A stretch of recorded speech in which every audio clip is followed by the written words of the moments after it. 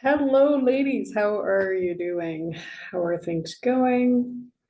So, those of you that were part of the live yesterday, I'd really like to, or any of the lives, or if you've watched any of the replays, is there anything that's coming up for you?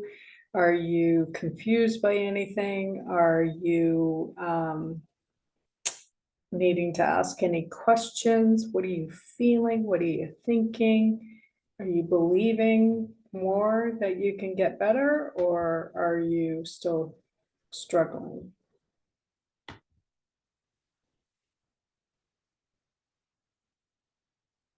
Hi, Rebecca. So how are things going for you? I know I saw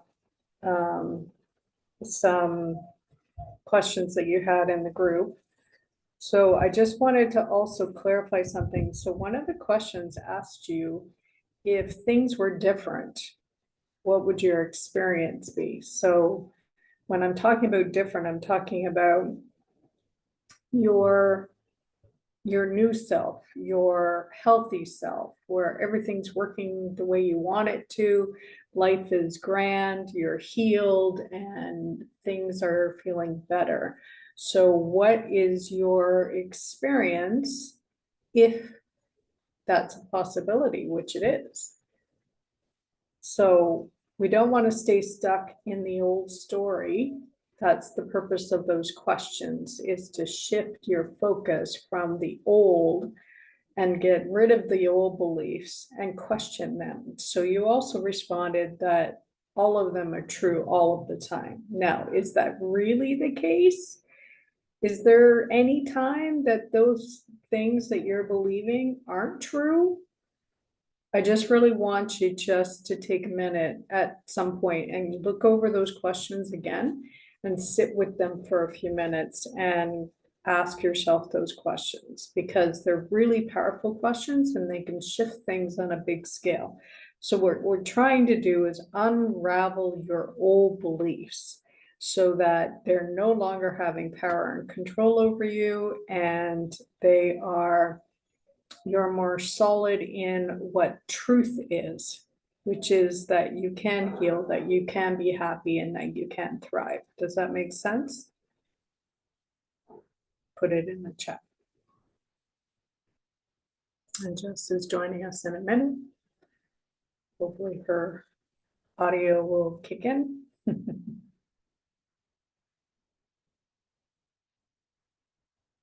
Because we really want to get solid in the knowing that you can be okay, the knowing that everything is going to be okay, the knowing that you can heal, and that your body is actually created in such a way that it can heal no matter what.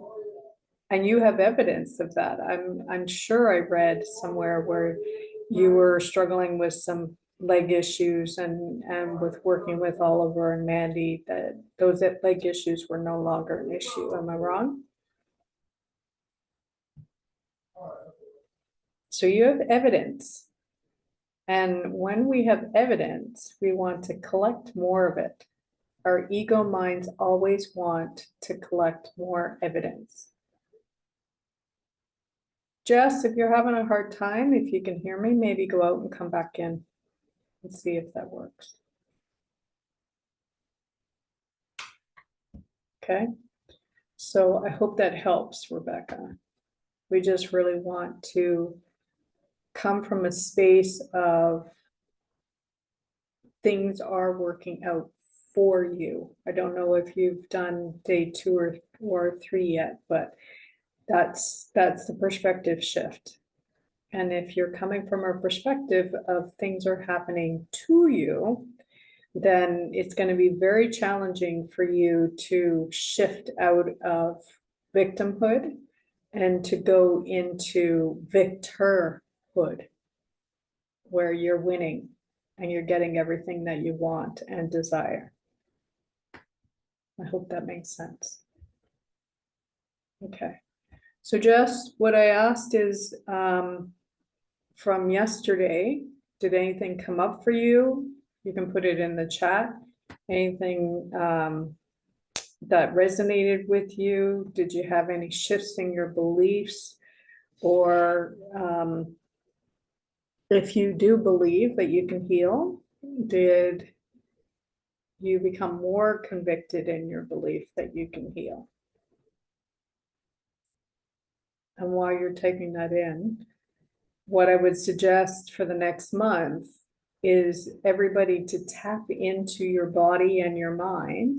So if you've got anxiety and overwhelm and you've got heightened stress, then, or you've got physical issues, you could do the same thing.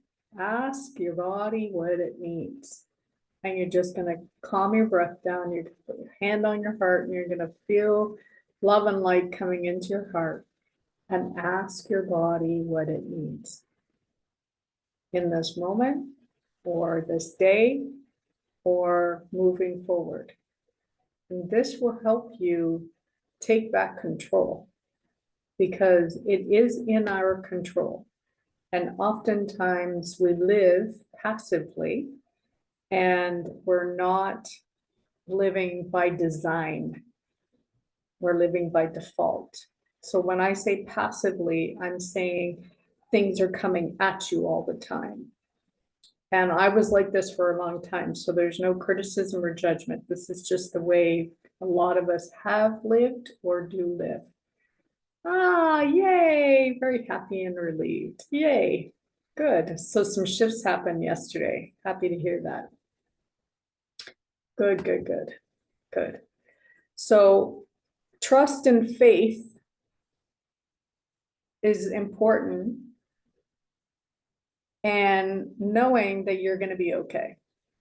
And that when we're staying in that higher vibration of positivity, and not positivity like fake it till you make it kind of positivity, like you feel good and life, it feels good, and there's more better than bad. And if you can stay in that state 51% of your day, then things will really shift on a big scale. So we want to take our focus off of what's not working and focus on what is working. So part of the homework last night was to list out all the things that were working in your life and in your body. How many did you end up coming up with? Just if you had a chance. I know it's late for you, so did you have a chance to do that homework, or did you forget? And that's okay too. I didn't actually put it in the group, but I will put it in after this. Today and yesterday's homework.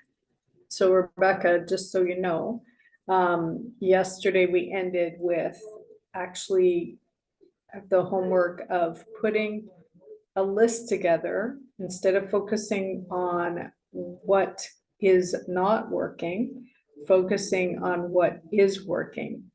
And so what is working in your life and what is working in your body? 50-50 every day. Okay. But you want 51% more positive, more high vibration. That's the goal. And so you don't have that far to go if that's true. Okay. And if you find yourself complaining, you find yourself ruminating in your head about how things aren't working, how things aren't going the way you thought they would go, blah, blah, blah, and you go into that negative downward spiral, I would challenge you in that statement. And again, there's no judgment or criticism, but we want to be honest with ourselves, because we can't change, can't grow, and we can't evolve and become the best version of ourselves if we're not being truthful with ourselves. Okay. So when you get a chance, you can do that homework after you hear day 3. Okay. So we want to remember that we're not dealing in the earth plane, but in the quantum. And in the quantum with God, anything and everything is possible. And that's the truth. And this is where we want to heal, in this higher vibration state. Because when we're in a higher vibration state, our energy, our cells are working better, they're moving faster. They're the old stuff that's not working is going to be gotten rid of. I know it sounds simplistic, and it's true. We're more in harmony, we're in a higher vibration state. We're more in balance. We feel better. We look better. We talk better. We say more positive things and think more positive thoughts and feel good in our bodies and in life. Okay? So no doubts, no fears or worries that it won't happen, because it's actually already done. So this is a concept that's not necessarily easy to understand, but it's important for us to understand. You have tinnitus in your ears, lost partial hearing from my self-doubt. Yeah. Wearing hearing aids. Lymphedema is always in pain. Okay. So I was wrong in reading that because I thought you were better. Sorry about that. Okay. So okay,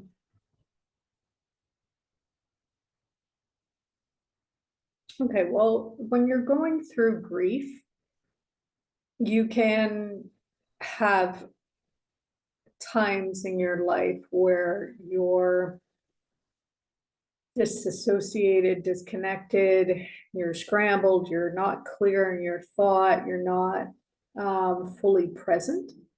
And so the more present you can get, the better.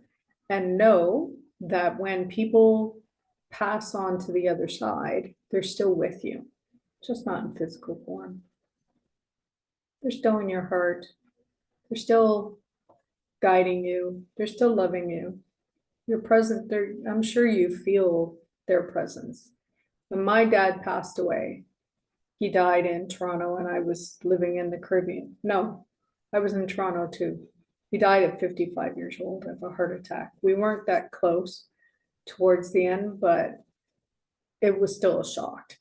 And I remember one day lying in bed and having this awareness that he was standing at the end of the bed and he was saying goodbye to me. So their spirits are still around. Okay. Now, also, okay. So you're in a verbally abusive relationship. Okay. So these are all the things that aren't working. What is working? Let's shift the focus. So when we get stuck in the what's not working, we're in that downward spiral. And the downward spiral keeps us in the downward spiral, which keeps us low vibration, which means that more of that stuff that's not working is going to come into your life. That's how manifestation works, because this is now probably some kind of belief that you have that is, well, everything's not working for me, everything's coming at me, everything's failing, and you're in a verbally abusive relationship and you know that, it might be time. Maybe your body is telling you that it's time that the relationship ends. We should never stay in those kind of relationships. And even though I am divorced, I do not purport that easily. But we've got to respect ourselves and care enough about ourselves to say enough. Create the boundary and the standard in your relationship. And when you're not available for it, trust me, they know it. There was a day my ex-husband was going to say something about my motherhood and my parenting, because he has always disrespected me as a parent and as a mother and talked bad about me to my girls.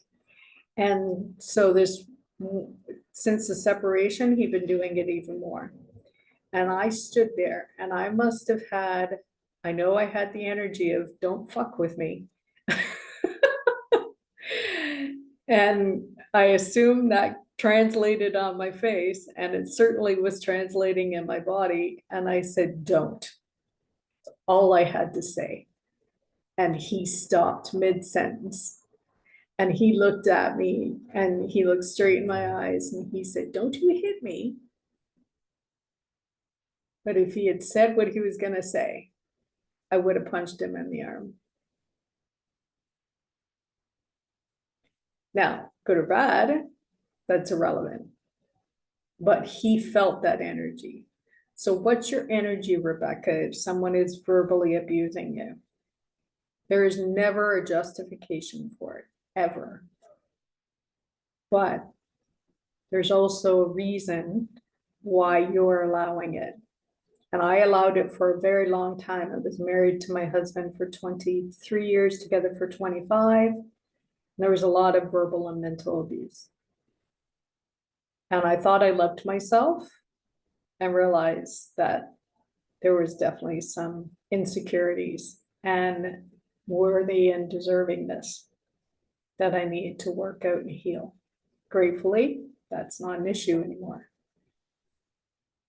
Okay, but we've got to stop looking at reality.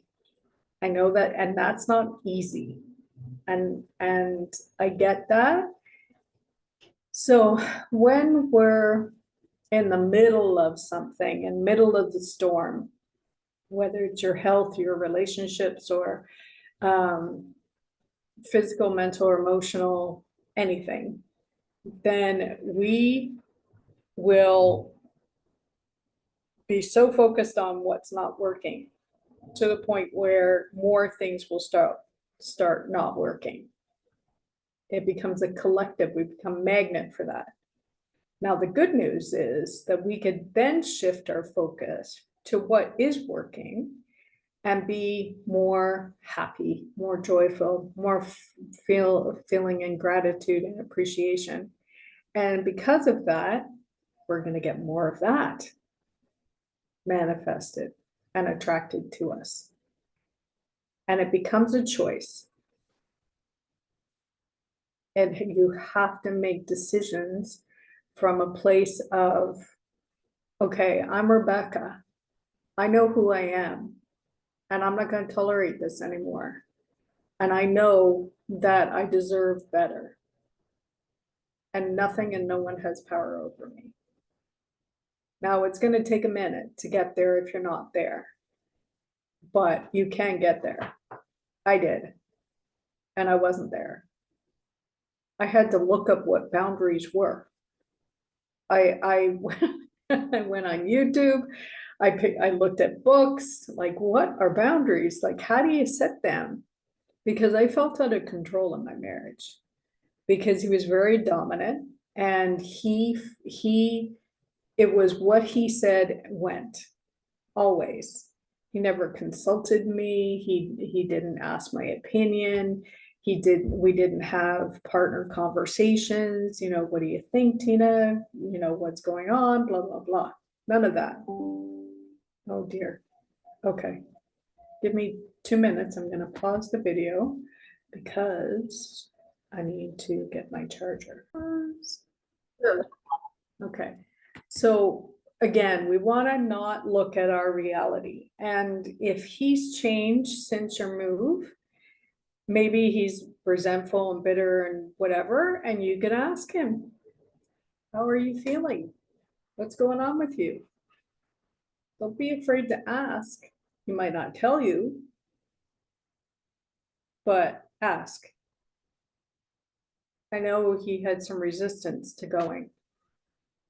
And maybe he felt he didn't have a choice, or you didn't have a choice. Whatever the case is, he made an adult decision to move.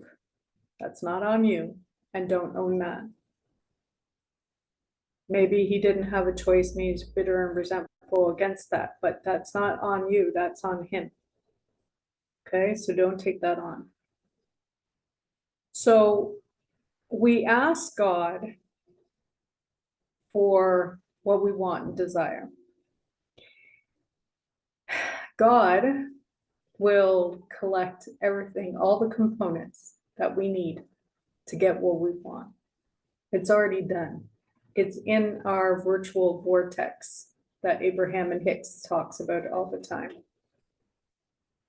It is ours right now. Now the question is, are we a cooperative component? Are we aligned to what we want? Are our beliefs aligned to what we want? Are there doubts and worries and fears, which I would call the wobble?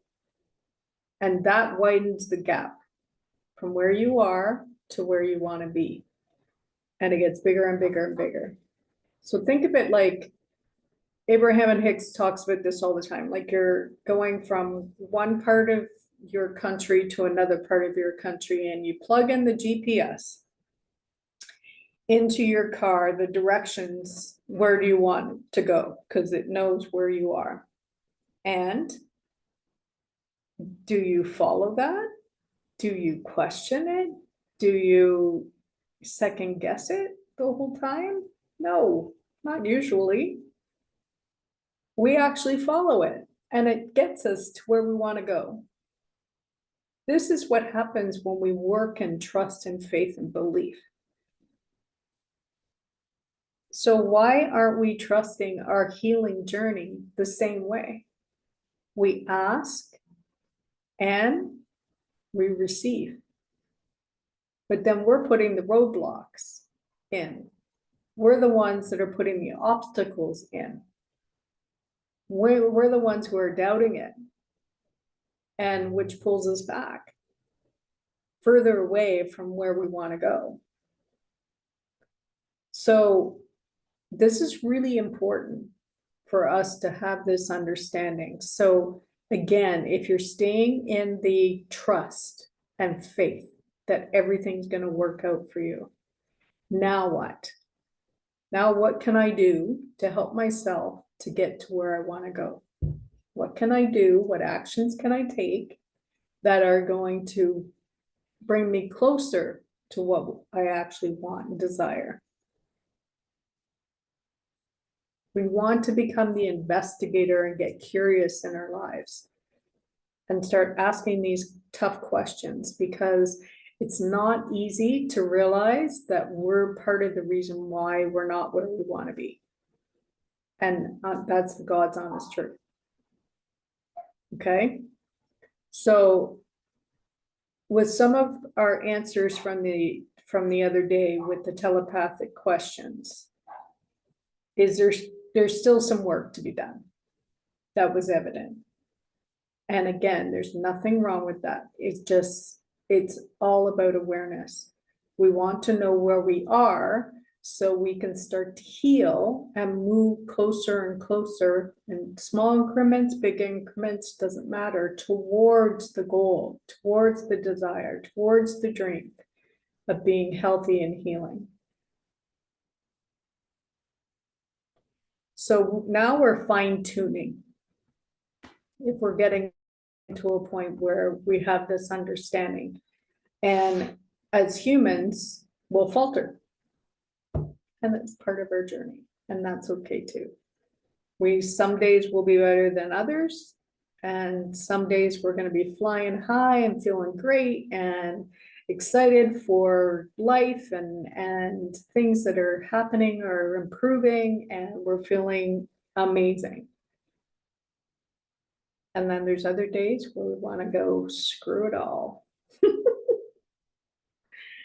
Allow yourself those days. Don't be positive. What are they called? Positive toxicity or something like that, where you're putting a big smile on your face when you feel like crap and you're having a bad day. Allow yourself the bad day. Regroup and then come back stronger the next day. These are moments and days. It doesn't have to be months and weeks. That's the shift that we need to make. Take less and less time in that negative energy space and allow ourselves to coach yourself into, okay, today sucks. I'm writing today off. And I've had those days where I'm like, you know what, screw it. And I've sat in front of my laptop and I've watched movies all day because that's what I wanted to do. But I owned it. And I was aware of it. I made a conscious decision. And that can be the difference. If you just fall into it because you're allowing life to suck you into the abyss, then that's where the shame and the guilt sometimes then comes up and raises it ugly head, because we feel bad that we're taking the day just to wallow because you're not making it a conscious decision. So I wake up every morning now making a conscious decision on what kind of day I'm having. And today was going to be an awesome day. And so far it has been. But I've declared it to be. And since doing that, it's really made a big shift in my days. So remember also that healing is coming from the divine, and our job is to align and to allow it to happen. Not to put obstacles in our way, not to put the doubts and the fears and the worries, and to allow our minds to go into the catastrophization and get into the anxiety and the overwhelm. So we can't think our way through this journey. That's the earth plane. We have to tap into our heart, and this is where trust resides. And one of my coaches that I followed the other day said, we don't have to think to thrive. Now, how amazing is that? It could become automatic on that subconscious level if we just allow ourselves to be guided daily. You're going to hear nudges in your head. Go eat this, go do that, go here, call this person, do this thing. Do you follow those nudges, or do you resist them and or dismiss them as nothing? So I'll give you a story. When I was planning my trip to Arizona, I had I talked to my brother, and my brother said, well, why don't you come up to Toronto, and then I'll pay for that ticket. And then from there, it's going to be a cheaper, shorter flight from Toronto to Phoenix. So I said yes.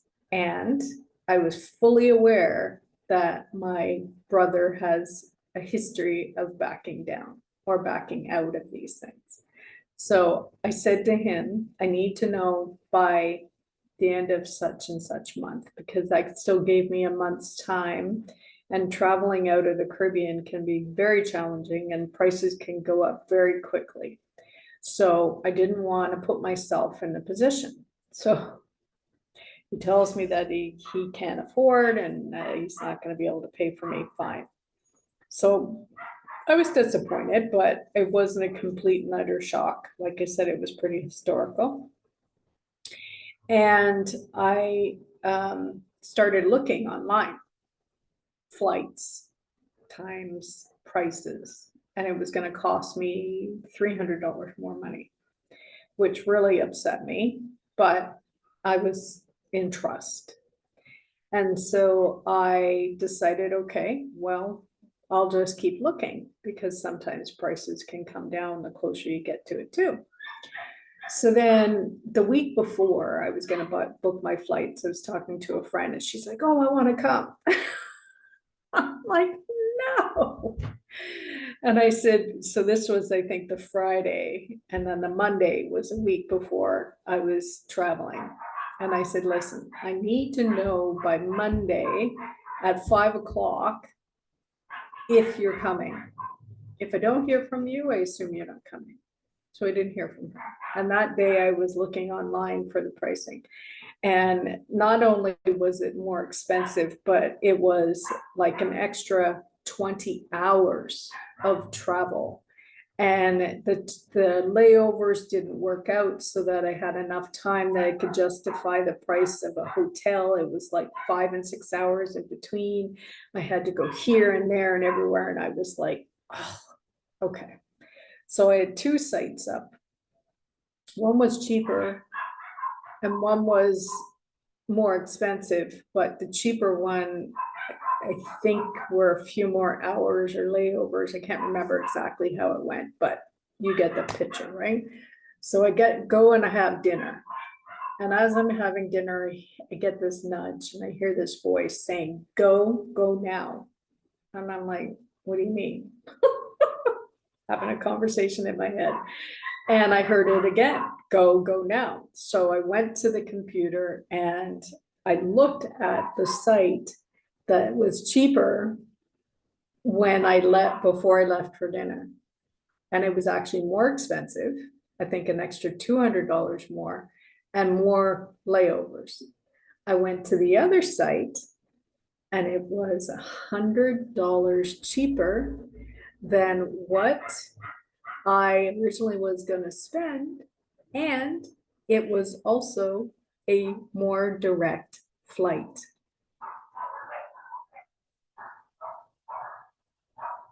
So I was in this high vibe state. I was trusting that it was going to work out. And I followed the nudge. And because of that, I end up having to fly from here to Miami, which we have to do normally, or to Puerto Rico, but Miami is usually the hub for us. And then a direct flight from Miami to, with no layover, Miami to Phoenix. And the fun part is on the return, it was a really weird flight. It was like midnight. And so obviously when we're in a hotel room, we've got until like 1 o'clock, I think is the latest time they'll give you. So I asked the ladies at the reception if I could stay in their lobby and then just eat my food and drink and whatever. And then I'd leave like at 6 or 7 o'clock at night. And then I'd watch TV and whatnot, go to the bathroom and stuff. And they said, no problem. So that was what I did. So when I showed up at the airport, and it was, I think at 10 o'clock at, maybe even a little earlier, 9 o'clock at that time, the lady who was taking the reservation said to me, there's no midnight flight, because it didn't usually happen. So thankfully, the divinity, the divineness, the universe created something just for me. There were other people on the flight, don't get me wrong, but she was shocked. So this is how it can work for you. So are you being nudged to do certain things when it comes to your health? Are you being nudged to do certain things when it comes to your relationship? Are we resisting? And if we're resisting, it's probably going to take us just that much longer. The good Lord will always guide you in the path of least resistance. We have to be open to hearing it and then to follow. We have to be cooperative components and then be in trust. Okay. So going off on a little tangent there, but I think it was important for us to talk about that. Okay, so today we're talking about identity. So I would love for you to put in the chat who you think you are, who do you see yourself being? Sorry if you're hearing the dogs in the background. And shifting our attention from what's not working to what's working, but really tapping into identity. So let me give you a definition of identity. This is how I want you to come from this lens. An identity is encompassing the memories, experiences, and relationships and values that create one's sense of self. And this amalgamation or joining creates a steady sense of who one is over time, even as new facets are developed and incorporated into one's identity. So we're going to be going into this deeper in the program that I'm going to offer tomorrow.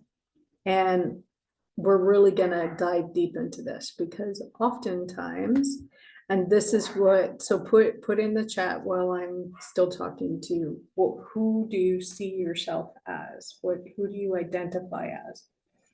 So I was on Instagram one time, and I caught a couple of different ladies' Instagram descriptions. And it said cancer survivor, fibromyalgia survivor, narcissistic abuse survivor, all this kind of stuff. And I thought, what? Why would they want to attach themselves with that? Now, my ex-husband's a narcissist, but I don't walk around telling everybody that. I don't walk around saying that I was mentally and verbally abused, because I don't identify with it, because it was my reality and it's no longer. It's not part of who I am. So when you're saying I am this, I am that, what are the sayings that you're saying behind it? Who you are is. Who I am is. These are powerful statements, and we're listening. So this is, if you know the phrase abracadabra. Abra, I can't remember the breakdown, but the whole thing is, as I say, I speak. And we bring it into our reality. So who are you being?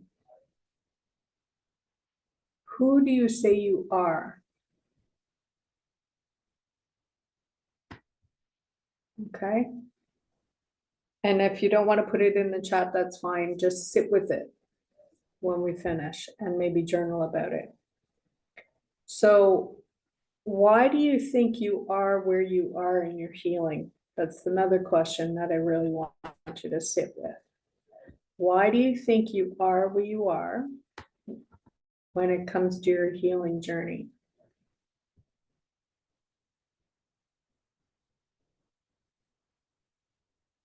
And this is an important question, because we've got to ask ourselves these tough questions in order for us to realize what's going on with us, especially if there's patterns.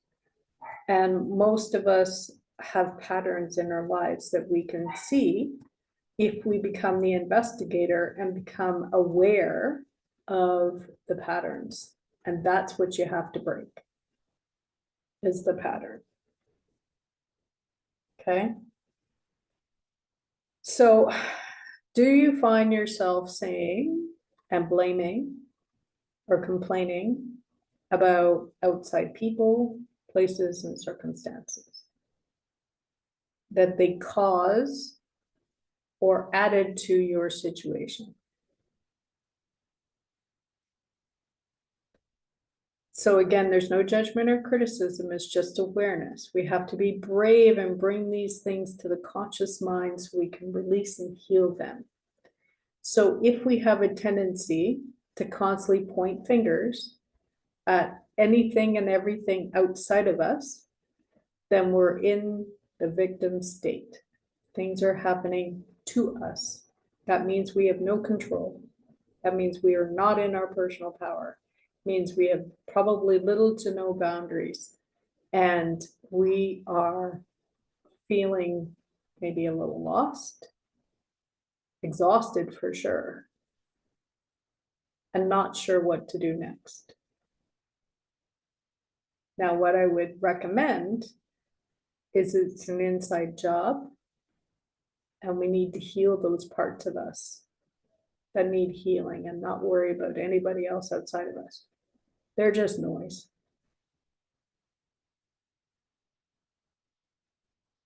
Okay. So I had a client who was convinced that she had fibromyalgia. And she felt so strongly about this. She had a community, and she was on different Facebook group communities, and she was on the newsletter list and all this kind of stuff. And I said to her, I said, well, if you don't want to be a fibromyalgia client or patient anymore, then you need to disconnect from these things because you're identifying with them as someone with fibromyalgia. If you want it to change, you've got to identify with being someone who's healed from fibromyalgia and not staying in it. So a lot of her, she'd been mentally, emotionally, physically abused through her childhood. I have so much compassion for her. So a lot of it was she had guardedness with her emotions and her PTSD. She was just in survival mode. And the only time that we worked together that I saw any kind of emotion where she was angry, and she should have been really angry with all those other things, then it was because there was a situation at her daughter's school. And they implied that the daughter was not doing well and she needed different situations and circumstances. But her pain level on that day was like a 12 out of 10 because she was feeling all those emotions probably for the first time in a long time. And this was a good thing. So by the time we finished, her pain level was more manageable and probably around a 5. But she allowed herself to feel the feelings.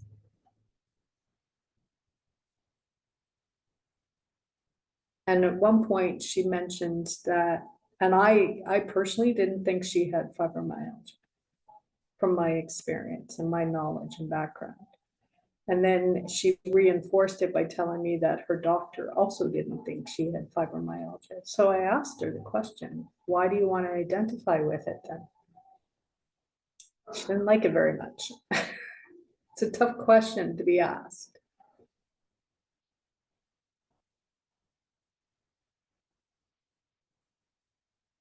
Don't identify with these things. They're just a moment in time.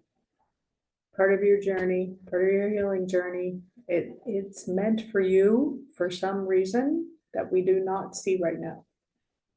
And if we trust that and shift our focus into being well and shift our focus more into the more positive energy and higher vibration and feeling good, then this is just a blip in your story. I had another client that we had been working on something else for her energetically, and she ended up getting breast cancer. And it was caught early, gratefully. And we fought and worked really hard on her not tying emotion into the area. And by the end of her experience, like the doctors were hugely impressed with her, and she was 74 years old, that she wasn't going into the downward spiral, that it wasn't taking her out of the game, it wasn't freaking her out, she had those moments at the beginning, and she was worried, and she'd almost, I remember her one day saying, you know what, Tina, I've lived a good life. This is the end. And I said, well, do you want it to be? And she said, no. But she said, what am I going to do? I said, well, we can take care of that. So she trusted me and my conviction, and her breast cancer became a blip in her journey. And she also allowed people into her life to support her and became friends with those people by the time we finished working together. So that might have been why it came up for her. So she wasn't alone. And she could see that she was supported. Because when we first met, her biggest fear was she was going to be annihilated. Good grief. When she said that word, I'm like, what? Annihilated. But it's something that she experienced because of her childhood. So there's reasons why we feel what we feel. This is the point. And we want to allow ourselves to tap into those reasons and to see them. Now, what also can happen is we can heal parts of us, but then get pulled back in old identity, or we got so used to begging out of doing certain chores, errands, things, maybe going to parties or whatever. And the condition, illness, disease situation that we had was our get out of jail card free card. So one of my clients who had a chronic back pain for 4 years got better.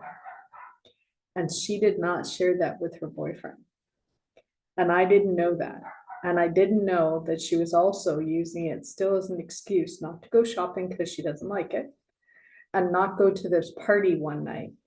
So her partner goes off to this party, coming back early because he loved her and cared about her, to bring her something to eat, finding her in the house with the music blaring, dancing around in the living room.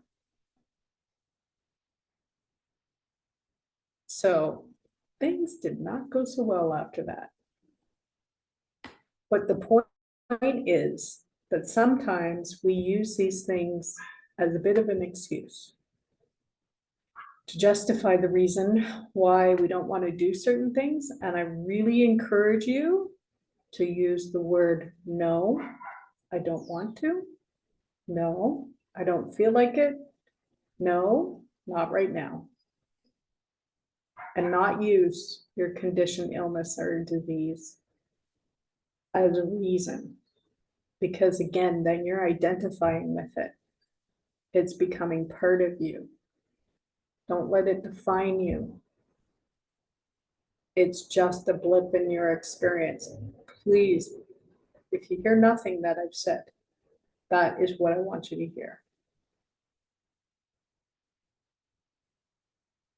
So if you see yourself as a victim, that things are happening to you, then you're gonna need to heal that. And there's a good book that I read, because I was there. I was in victimhood. It's what I saw with my mother.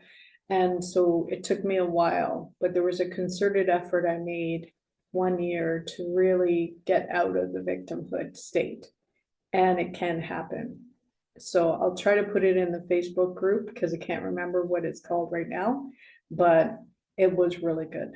And I read it a couple years later, and I was very happy to hear and read that I was much better. Okay, so we're gonna end on a positive note. So close your eyes. Take a nice deep breath.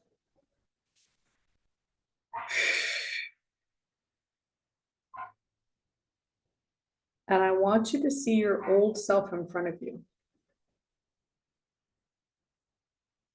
The self now, in this moment. The one that desires to change and to be healed. And I want you to see her pain-free, condition-free, illness-free, disease-free, and 100% well.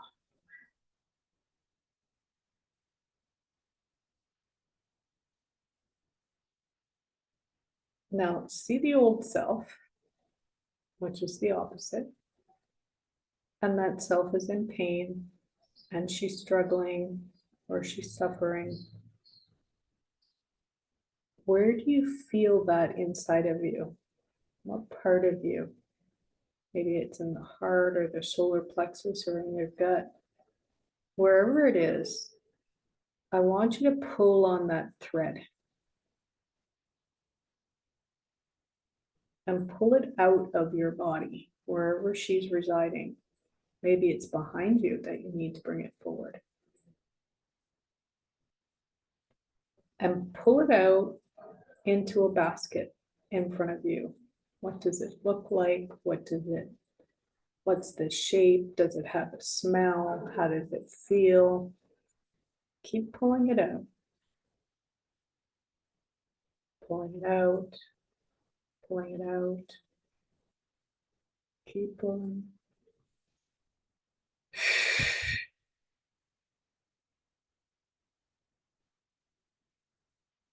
I see black, gooey, yucky stuff coming out. Keep pulling it out, putting it in this basket in front of you on the ground.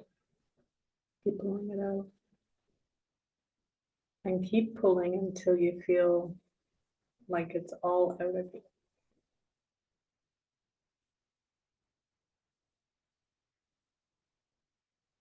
Now you have a choice. Once you've pulled it all out, you can put it back in, or you can allow Archangel Michael to take it away, transmute it and change it so it's positive, loving light energy. And you're stepping into the new.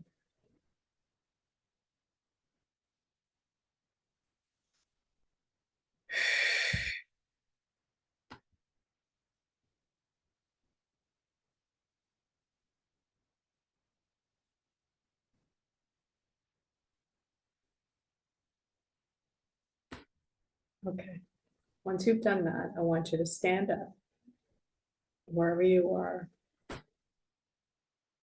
And there should be a couple feet in front of you. Put your hand on your heart and continue to take some nice, slow, deep breaths. And I want you to really look at that version in front of you. The woman that has it all, the woman that's happy and joy-filled, pain-free, condition-free, who has what you desire. How does she look? What's the feeling that you get from her? Is she smiling? What's the energy? What's her auric field feel like? What is she wearing? Where is she living? Who's surrounding her? And really tap into the details and feel her. Is she thinner? Is she have long hair, short hair? What clothes is she wearing? What is she thinking, feeling? How does she act?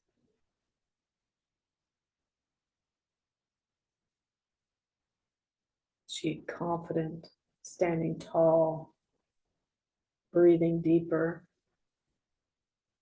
easier?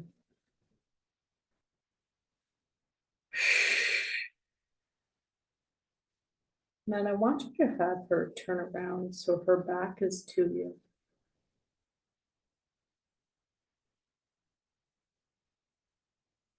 And take your left foot and move into her left foot. And then the right foot into her right foot. And you're merging with her. You are becoming her. And she's got like a mesh. And all your old fears, your worries, your doubts, they don't come with you into her. All the crap that she let go, you are letting go to. Any old identity, any old habits, any old behaviors, any old resistances to doing what you need to do in order to get what you want to get. She's shedding them all. If you need to step back out, step back into her and do that.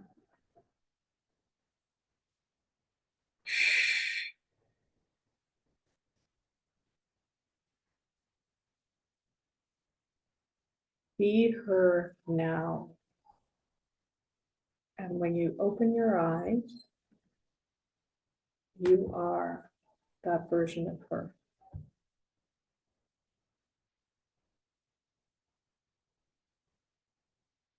And in the chat, let me know how you feel.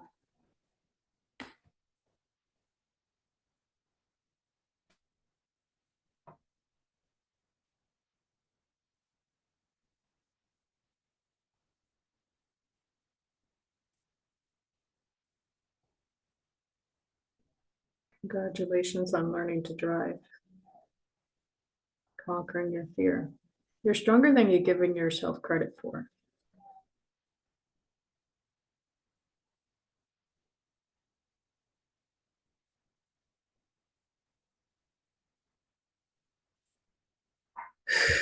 How you doing, ladies?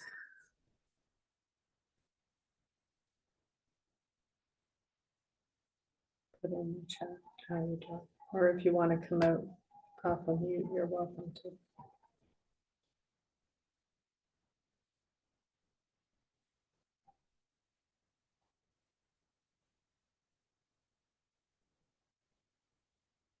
Are there any questions? Are you still feeling into her? She feels so good.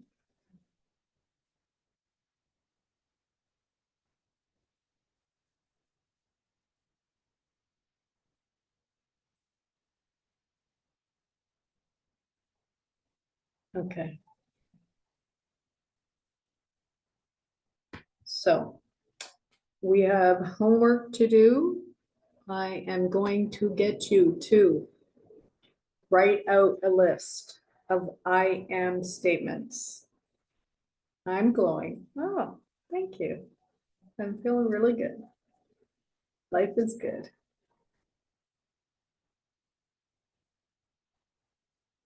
How are you feeling? I stepped into my new version of me.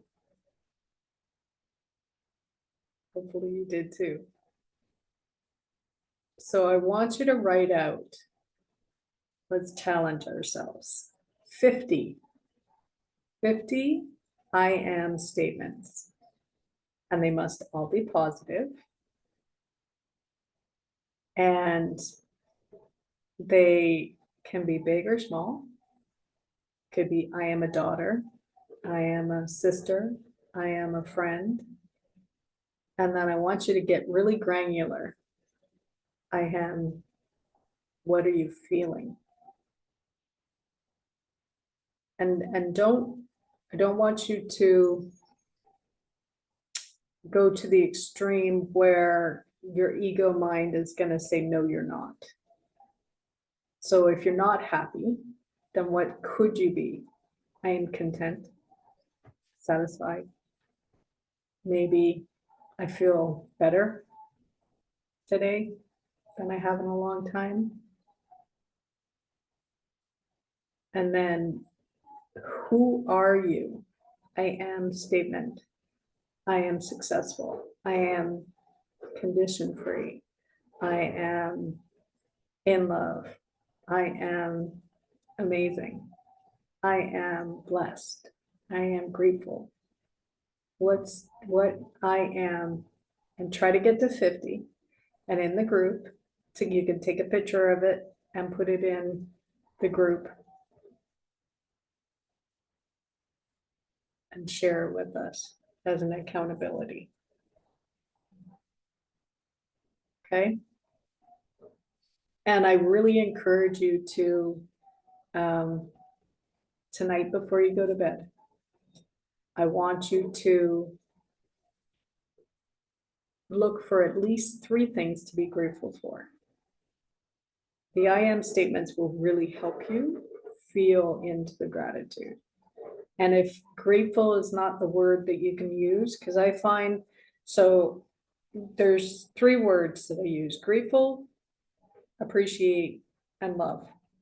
And I find it easier to list out things I love for some reason. So I encourage that you're actually doing that. And then you can really tap into the divinity within you and raise your vibration even more. And we do it at night, then it rewires our brain to focus on the positive, not the negative. And it rewires our brain to look for evidence that these things are true. More evidence. Okay, so that's your homework. Have fun with it. Play.